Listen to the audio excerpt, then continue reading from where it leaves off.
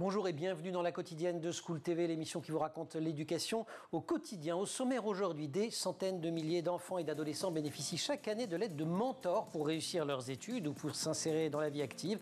L'invité du Grand Oral dirige Télémac, une des grandes associations françaises de mentorat. Nous accueillons Erika Cogne. L'anti-sèche d'Emma Guessel. L'anti-sèche, vous le savez, c'est la façon dont l'actualité résonne dans les programmes. On va partir grâce à Emma à la découverte de la civilisation des Incas grâce au magazine Archéo qui leur consacre en ce mois de janvier un superbe dossier. L'heure de la récré, toujours avec Emma, couvrez vos chastes oreilles. Non seulement ça va jurer, mais Emma va vous expliquer que parfois le juron, ça a du bon, messi. Et puis enfin, on retrouvera notre diététicienne et nutritionniste Sandra Ferreira pour son plateau repas. Elle est l'experte, vous le savez, des recettes légères et savoureuses, mais réussira-t-elle à triompher de la galette des rois? Réponse en fin d'émission, la quotidienne de School TV, c'est maintenant. C'est parti, Grand Oral. Janvier, c'est le mois du mentorat. Il sera officiellement lancé le 10 lors d'une grande cérémonie à Sciences Po, organisée par le collectif Mentorat, un collectif qui regroupe 70 organisations qui proposent du mentorat à des publics jeunes de 5 à 30 ans. Et parmi ces piliers, il y a l'association Télémac. Bonjour. Bonjour Emmanuel. Erika, vous êtes la directrice générale de Télémac. Avant de parler de Télémac, parce qu'évidemment on va le faire, quelques mots sur ce collectif qui a été fondé en 2019. Oui, alors effectivement, en 2019, nous avons été 7 organisations à nous réunir pour se dire qu'effectivement, ça faisait une quinzaine d'années tous que nous pratiquions un mentorat professionnel pour des jeunes issus de milieux modestes, voire très modestes. Et il était temps de passer à une autre dimension. À une autre échelle. Et nous avons, avec l'aide de l'État, créé la politique publique Un jeune, un mentor, pour passer de 30 000 jeunes accompagnés à aujourd'hui 150 000 jeunes accompagnés. Avec des efforts financiers, on va reparler de tout ça. Au cœur de votre mobilisation, vous l'avez dit, il y a cette question des inégalités sociales. C'est la fonction première, oui. Lutter contre les inégalités. C'est un mentorat social. Effectivement, la société française est encore trop inégalitaire. Force est de constater qu'un élève sur 2 en collège d'éducation prioritaire est en retard en maths et en français en 6e. 7% seulement des enfants d'ouvriers vont faire un bac+5. Alors que c'est 30%, je crois, des enfants de cadre. Des enfants de cadre. Donc, qu'on ce soit au début, en 6e ou à la fin des études, on voit bien que malheureusement, notre société française reproduit, voire exacerbe, et c'est ça qui est encore plus embêtant, les inégalités sociales. Donc il est nécessaire de travailler ce lien social et le mentorat est un levier essentiel. Parce que c'est ça qui est très important, c'est que ce n'est pas juste une histoire de il faut avoir des meilleures notes à la fin de l'année ou même un petit peu avant la fin de l'année. Ce que vous dites, c'est que ces inégalités, ça ronge le pacte social, le lien social en général. C'est un enjeu très politique, au fond, ça concerne tout le monde. Oui, c'est très politique parce que finalement, on observe des fractures territoriales très importantes. Et puis aussi malheureusement de moins en moins de mixité sociale dans les collèges, dans les lycées, d'éducation prioritaire et puis avec quand même un penchant à aller vers le privé par des effets d'éviction.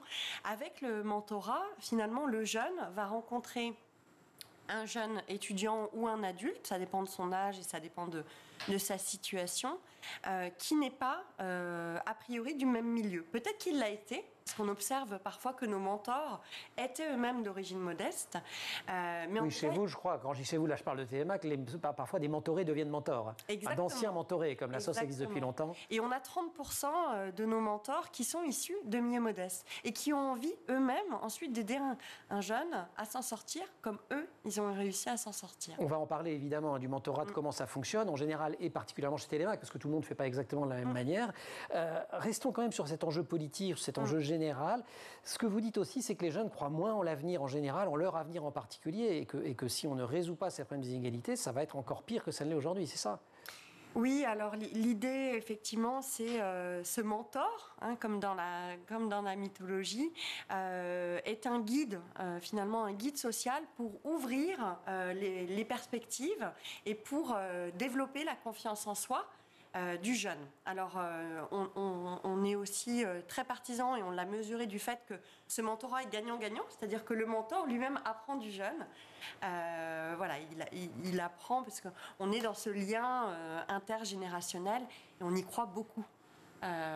depuis que nous pratiquons le mentorat depuis maintenant une vingtaine d'années. Il y a eu un stress test important pour vous, comme pour plein de gens, ça a été le confinement ou les confinements. Est-ce que vous avez senti un effet particulier sur les jeunes? Est-ce que le mentorat a pris un rôle singulier à ce moment-là? Alors, effectivement, nous avions déjà déterminé ces 7 associations fondatrices du collectif Mentorat, un plan d'action ensemble. Et le Covid, finalement, s'est retroussé les manches pour accélérer le plan d'action et puis pour déjà, très concrètement, faire livrer des ordinateurs aux enfants qui n'en avaient pas. Ouais, qui n'en avaient pas. Hein. Donc ça a été une logistique, notamment avec la fondation Break Poverty. Et ensuite, tout de suite, leur proposer un mentorat, cette fois-ci d'urgence, qui était vraiment là pour que les gamins, les jeunes, continuent de travailler. Continuent de travailler, parce qu'à un moment donné, que ce soit en 6e ou en études supérieures, il y a eu du décrochage. Il faut bosser. Le 10 janvier se tiendra à Sciences Po Paris la cérémonie de lancement du mois du mentorat. Elle sera animée par Isabelle Giordano. À cette occasion, on zoome dans la quotidienne sur le mentorat avec Erika Cogne de Télémac. On vous retrouve, si vous le voulez bien, mais juste après l'anti-sèche d'Emma Guessel, notre mentor à tous.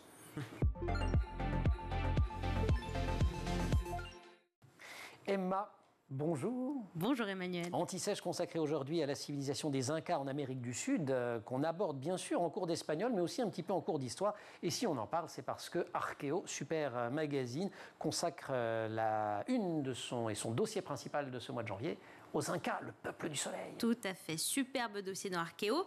Alors d'abord un peu de géographie. La civilisation Inca n'existe plus depuis longtemps, mais aujourd'hui, pour vous donner une idée, cela représente toute la côte ouest de l'Amérique latine, donc le Pérou, tout le Pérou, une partie de l'Équateur, de la Bolivie, de l'Argentine et du Chili.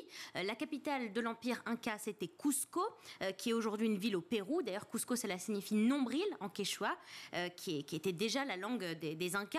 Alors aujourd'hui, c'est une ville coloniale. Ce sont les Espagnols qui sont venus coloniser l'empire Inca et qui ont mis fin d'ailleurs, on y reviendra. Alors quelle est la principale différence avec les autres civilisations telles que les Mayas ou les Aztèques? Alors ces 2 tribus, comme celle des Incas, font partie des civilisations qui existent en Amérique lors de sa découverte en 1492 par Christophe Colomb.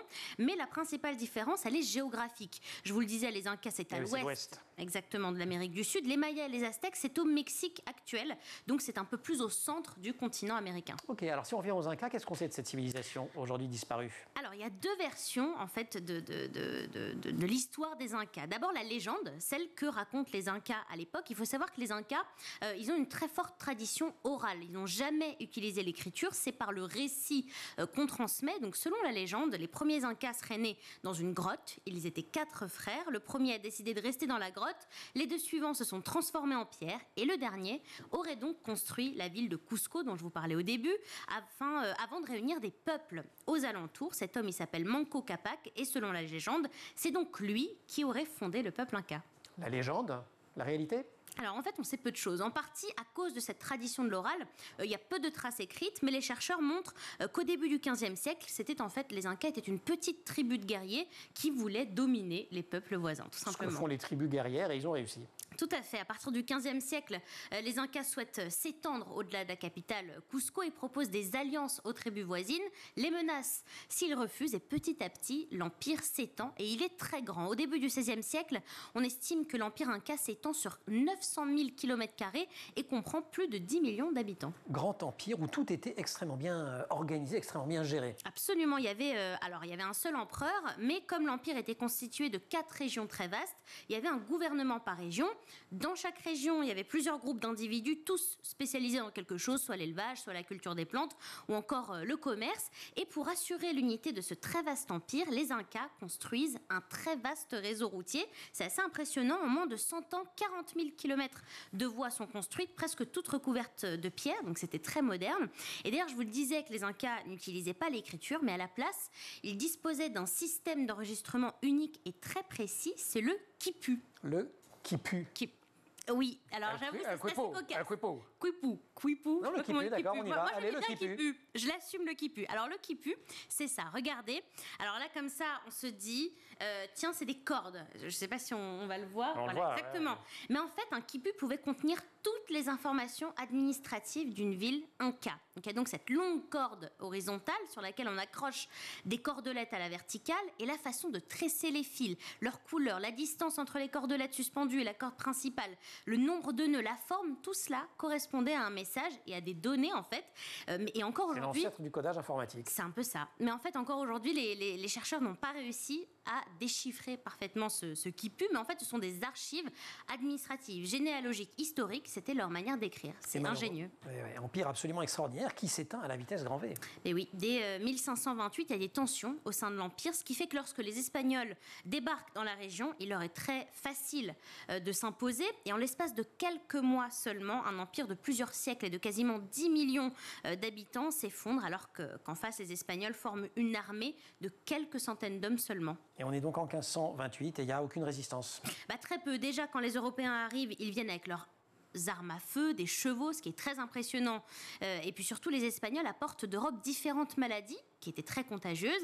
Les Incas ne sont pas immunisés et meurent par centaines de milliers, ce qui explique pourquoi tout est allé aussi vite. Merci beaucoup, Emma. Et moi, je vous conseille une lecture, et je sais que vous ne l'avez pas lu, parce que si vous l'aviez lu, vous l'auriez cité forcément, on y pense. Ouais. C'est Civilisation, avec un S, qui est une uchronie de Laurent Binet, l'écrivain. C'est sorti chez Grasset. Et lui imagine, alors le point de départ, c'est avant les Incas, puisqu'il imagine que vers l'an 1000, la fille d'Éric le Rouge met le cap au sud. Il imagine que Colomb ne découvre pas l'Amérique. Et en 1531, donc on est juste au moment des ennuis, les Incas vont envahir l'Europe. Je ne vous raconte pas la suite. Civilisation, vous l'avez pas lu? Non, je ne l'ai pas lu, mais je vais le lire. C'est le conseil lecture de tonton Manu pour la rentrée. Grand oral, Éric Acogne. C'est mon côté mentor, vous voyez ce que je veux dire? Allez, on est dans le truc. Mentorat. Elle est directrice générale de Télémac depuis 2016, après avoir travaillé pendant 11 ans chez Accenture, dont elle a notamment dirigé la fondation d'entreprise. Éric Acogne est l'invité du Grand Oral à l'occasion du mois du mentorat. Éric, vous avez dit, je vous cite, « J'aime bien le terrain, ça permet de prendre conscience des enjeux sociaux. Il faut nourrir sa colère et la canaliser en action. » Qu'est-ce qui vous met en colère? Peut-être le fait que la promesse républicaine ne soit pas accomplie. Peut-être le fait, le repli sur soi me met en colère. C'est vrai qu'à contrario, au quotidien, avec mon équipe, et puis Télémac, et puis dans toutes nos équipes, on peut observer que la fraternité, c'est quelque chose de merveilleux. Et quand, à contrario, la solitude, l'isolement, le repli sur soi, ça crée vraiment des difficultés pour les jeunes et puis leurs familles. Voilà, la détresse. Mais c'est une colère, c'est le mot, ou ça vous met vraiment en colère? Ah oui, non, je suis... Vous êtes colérique? Oui, je suis un peu... non, mais on se dit tout. J'ai du caractère. Je pense que je ne ferais pas ce métier il en faut un peu, sans conviction et sans caractère. Et puis, effectivement... Voilà, je suis triste et ensuite en colère de voir que des jeunes ne peuvent pas poursuivre leurs rêves. Parce que vous, ça a été un morceau de votre histoire quand même. Les questions de déterminisme social, c'est pas, vous n'avez pas découvert ça en lisant Pierre Bourdieu. Non, effectivement, même si assez vite j'ai su ce qu'était sa théorie, mais enfant, suite au divorce de mes parents, effectivement, on n'avait même pas de quoi se chauffer à la maison, donc... voilà, et arriver ensuite en prépa à Paris. Attendez, parce que là vous faites un grand saut entre l'enfant qui arrive à sauver. Qu'est-ce qui se passe entre les deux? Donc vous êtes qu'est-ce qui vous manque le plus à ce moment-là? Le chauffage, évidemment. Parfois un peu quand même vraiment à manger, mais et un peu, ouais. Voilà. Non, mais effectivement. Alors ça, un mentor vous le donne pas pour le coup. Ça, il faut des aides sociales, il faut de la solidarité, etc. Mais au niveau scolaire. Alors au niveau scolaire, finalement, mon parcours en tout cas, ça a été peut-être assez vite un delta de culture générale par rapport à d'autres élèves, notamment quand j'ai pu intégrer un très bon lycée. Je me rendais bien compte, justement, à la Bourdieu, que je n'avais pas les mêmes repères que d'autres. Donc j'avais toujours le sentiment que j'étais en retard. Donc je dévorais. Vous couriez après une référence, oui. Après un... Ouais. Après les blagues qu'on ne comprend pas, les références. Et effectivement, puis ce syndrome de l'imposteur qu'on décrit souvent bien, assumer finalement ensuite qu'on est à la juste place parce qu'on l'a mérité. Et puis pas avoir peur d'oser mériter et ensuite d'être là. Et il y a des gens qui vous aident ? Oui. Alors, je pense que comme beaucoup de personnes... Je cherche les mentors, là, vous avez compris. Oui. Et effectivement, alors j'ai eu un prof d'économie sociale. Ouais. J'ai toujours été déléguée de la classe. Et d'ailleurs, chez nos jeunes Télémac, et certainement dans d'autres associations, on peut observer que les jeunes motivés, un peu ambitieux, sont souvent délégués de classe. Donc, j'étais plutôt mentor des autres. Mais ça m'aidait moi-même. Alors, on dit toujours, quand on apprend aux autres, on apprend encore mieux. Bien sûr. Et je me souviens notamment au collège, dans mon collège d'éducation prioritaire à Longwy, en Bourgogne, je trichais, mais pour les autres, parce que je faisais mon devoir et ensuite je faisais 2 à 3 devoirs.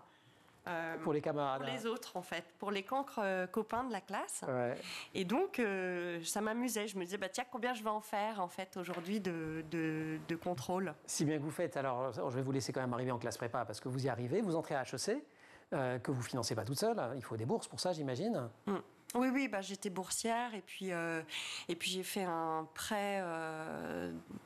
avec difficulté dans des banques. D'ailleurs, une des banquières m'avait dit que j'y arriverais jamais dans la vie. Donc voilà, ça c'était super dur. Avec ma grand-mère caution, donc effectivement avec les barrières d'âge, ça passait pas. Même si elle avait pas eu de difficultés particulières. Donc c'est vraiment ce parcours du combattant. Oui. Et quand vous arrivez à la fin de vos études à HEC, vous vous dites, il y a quand même un petit truc qui résonne dans votre oreille, c'est économie sociale et solidaire. En fait, non, j'ai commencé chez Accenture. Oui, qui n'est pas franchement l'économie sociale. Oui, c'est ça. Et puis rattraper tout ça, ce qui fait qu'effectivement, j'ai pu très vite faire un saut social également. Mais je crois que c'est à 25 ans, je suis déjà partie faire une mission au Cambodge. Une association. Vous avez été rattrapé par l'humain. Oui, et puis du coup... Allez, après... on va en parler, on va surtout arriver chez Télémac et vous allez nous raconter, en dehors du collectif Mentorat, ce que vous faites dans cette super assos.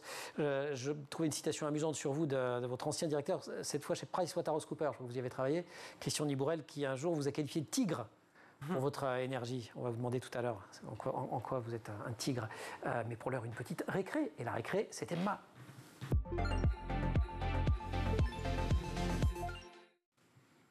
Emma prête à tout pour dire des gros mots à la télévision et qui, dans cette heure de la récré, va nous parler d'une étude scientifique qui l'arrange bien. Ben oui, mais fiche purée. Ça, on a le droit. Alors, vous vous doutez bien sûr que je vais vous parler des gros mots parce que figurez-vous que selon une étude scientifique, les gros mots seraient bons pour la santé. Et oui, donc les parents, ne me remerciez pas quand votre enfant utilisera désormais cette excuse. On vous regarde poliment et on se marre, mais on n'y croit pas tellement. Le fait d'en dire, alors c'est très sérieux, on a tous vécu ce genre de situation, vous savez, vous vous cognez, ça fait mal et hop, un petit gros mot qui sort comme ça de nulle part, un gros mot, très fort. Moi aussi. Eh bien en fait, jurer, ça permettrait de mieux supporter la douleur. Des chercheurs ont fait une expérience, ils ont demandé à plusieurs personnes de plonger leurs mains dans l'eau glacée.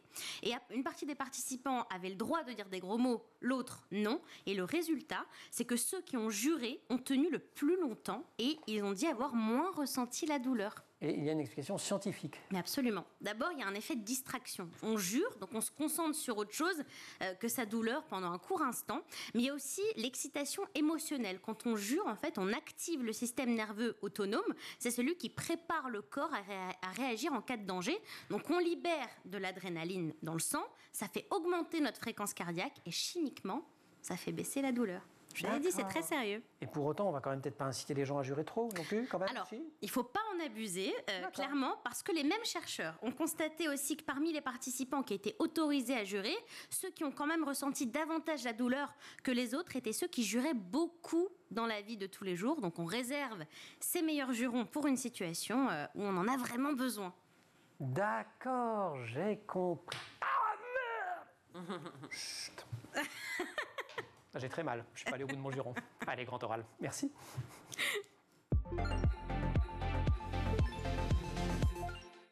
176 entreprises et collectivités partenaires, 1650 jeunes accompagnés, 2200 mentors engagés, 213 collèges, lycées, CFA partenaires. J'arrête avec les chiffres, c'est quand même pour vous donner une idée. Quand je vous dis que Télémac, c'est une grande association, Télémac dont on reçoit la directrice générale Erika Cogne à l'occasion du mois du mentorat. Je citais donc un de vos anciens patrons qui vous qualifiait de tigre.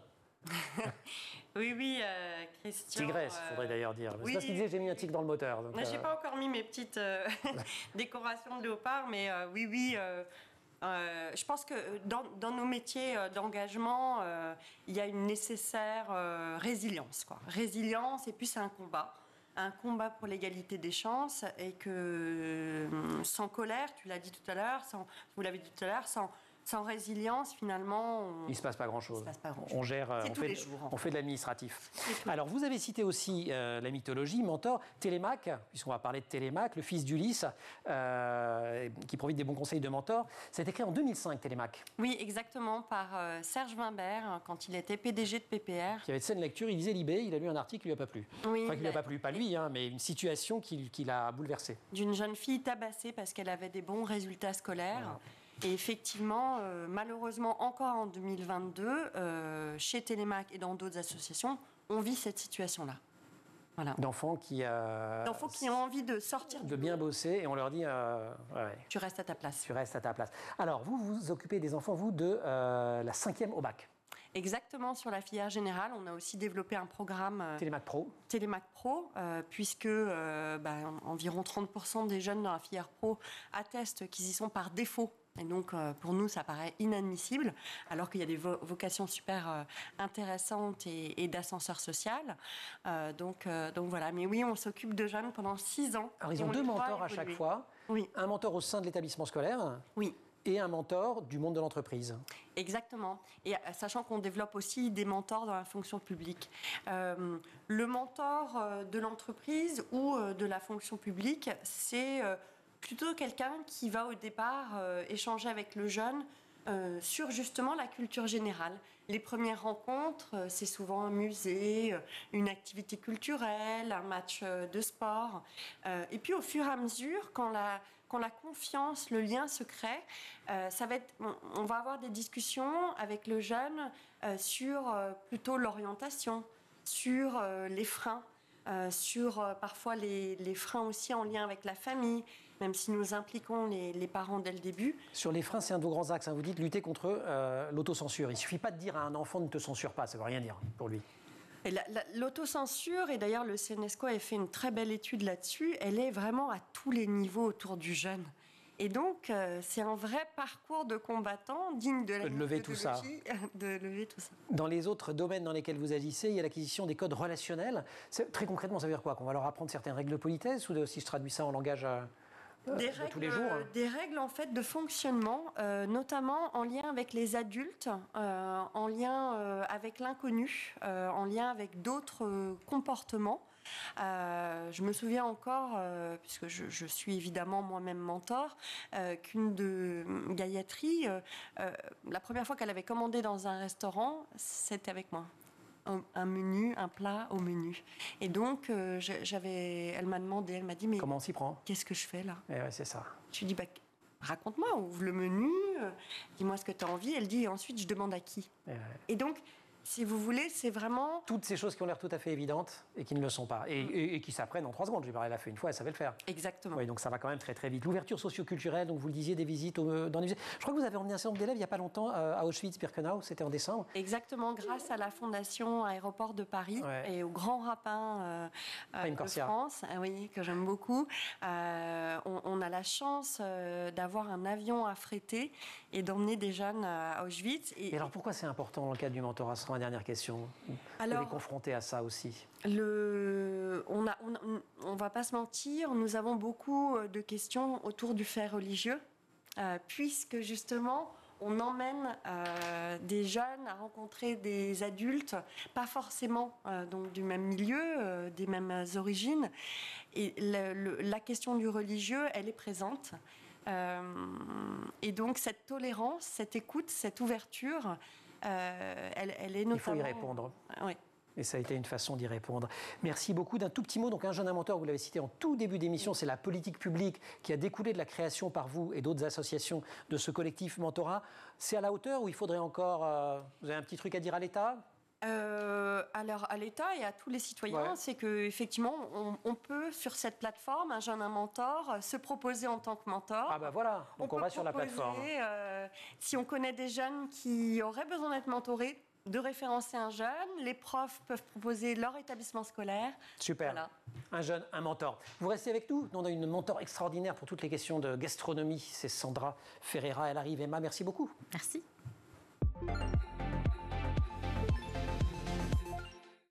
Plateau repas, notre rendez-vous avec notre diététicienne et nutritionniste Sandra Ferreira. Sandra, bonjour. Bonjour. On ne s'est pas vu depuis la rentrée. Bonne année. Bah oui, bonne année, mes meilleurs vœux. Et alors, demain on est le 6.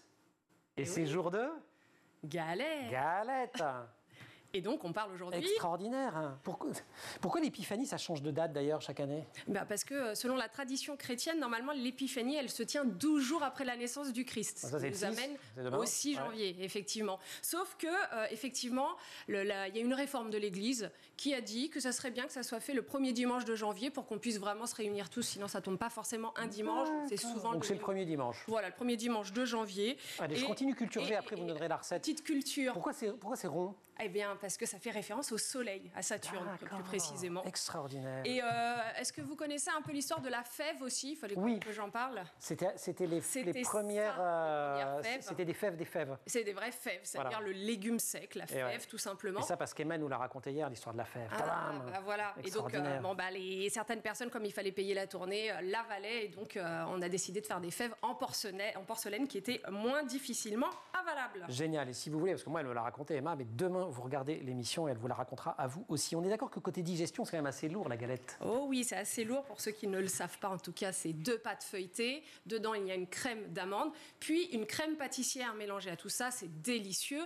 C'est notre concept de la diététicienne à school.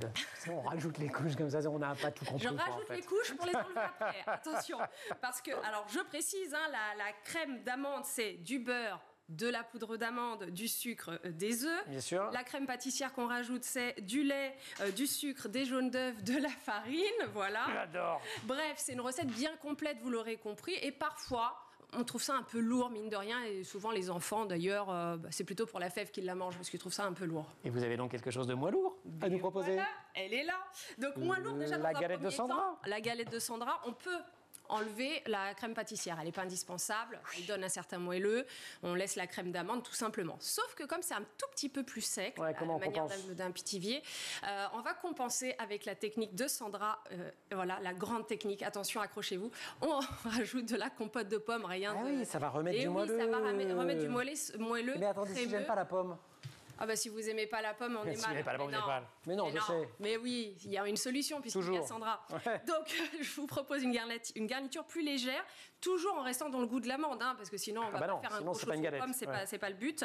Vous allez garnir vos 2 pâtes feuilletées simplement avec un mélange de poudre d'amande, soit 175 grammes pour ceux qui veulent noter, 80 grammes de sucre, 20 centilitres de crème fraîche épaisse légère et 2 œufs. Et là, vous verrez, ça fait une petite garniture légère, le plaisir de la galette sans être trop complètement avachi sur sa chaise.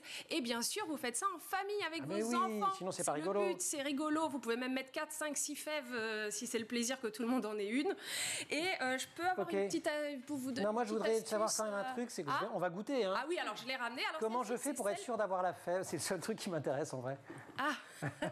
Alors, certains pâtissiers mettent un marquage sous la galette pour savoir où se trouve la fève. Sauf que moi, je suis pas pâtissier, donc j'ai pas mis de marquage puisque ça s'est fait maison. Il n'y a pas de marquage, donc elle est peut-être dans votre part là. Chers enfants, trichez si vous le souhaitez ou pas, mais maintenant alors faites gaffe, attention aux dents. Et donc là-dedans, il y a la vraie fève, le légume sec. Celle-ci est faite avec de la compote de pommes et la crème d'amande pour garder l'amande. Et je vois que Emmanuel triche. Non, j'ai fini, j'ai mangé. Comme tous les enfants. Je fais ça bien, 53 ans d'expérience. Un petit peu moins, au début, on n'a pas le droit. Merci beaucoup, Sandra. Super recette. 175 grammes de poudre d'amande, 80 grammes de sucre, crème fraîche épaisse légère, 20 centilitres, 2 œufs. Ça va être super bon. C'est déjà commencé ? C'est très bon. Bravo. De toute façon, on n'a pas trop le choix. Hein. Merci. Si vous avez le choix de dire que vous pouvez. C'est bon. C'est très léger. Moi aussi, j'y vais. Excellent. Merci beaucoup. Je rappelle, la bouche pleine, ça ne se fait pas, que le 10 janvier se tiendra à Sciences Po la cérémonie de lancement du mois du mentorat, qui sera animée par Isabelle Giordano, qui a des assos, je ne vais pas les citer toutes, mais qui sont à l'initiative du collectif mentoral. Il y a la FEV, il y a Zubdeco, il y a Proxité, Chemin d'Avenir, Les Ombres, Article 1, Nos quartiers ont du talent, Socrate, ces assos sur l'éducation. Il y en a 70, donc vous pensez bien qu'il y en a qui font autre chose. Merci Erika de nous avoir rendu visite. Merci Emmanuel. Et merci à toute l'équipe, au maquillage Colline Hamel, Marine Plantec à la préparation de l'émission, qui sera remerciée de ses loyaux efforts par une grosse part de galettes. Elle était assistée en régie aujourd'hui par Roxane Sarfati, au son Saïd Mamou, Angèle Jean Girard à la réalisation. Vous aurez tous de la galette. Allez, j'arrive. Vous restez sur School TV, vous nous retrouvez en permanence sur Internet et sur les réseaux sociaux. Et nous, on va tirer les rois.